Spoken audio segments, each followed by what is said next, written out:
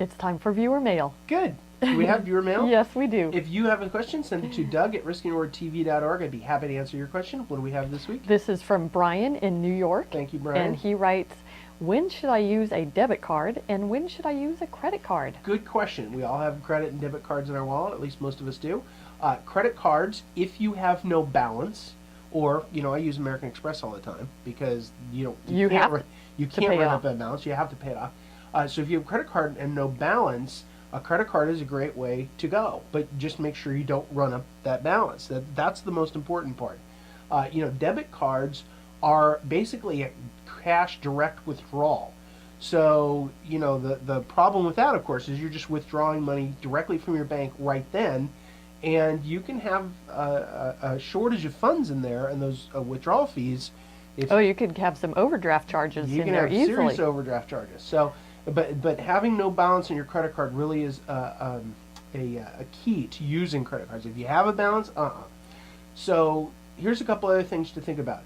Credit cards, if you use them for security deposits or reservations, are far preferred because they just kind of freeze the money and you never actually have to pay for it.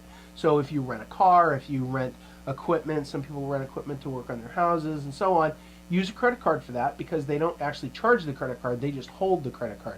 If you use a debit card for it, they pull the money out of your account. The money's already gone. The money's out of your account.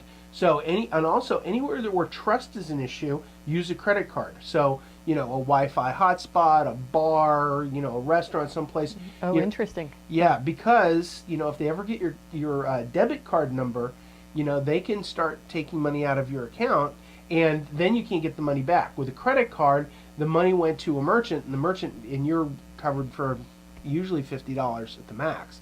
Well, the debit card, they could wipe you out if they're really good at what they do and really criminal.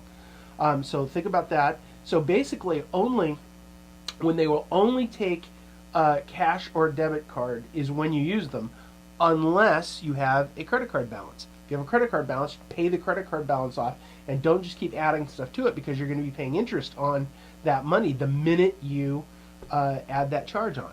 So if you have no balance, use the credit card every time. Yeah, if you have no balance, use the credit card every time. As long as you pay it off. And pay it off every month. Make sure you pay it off every month.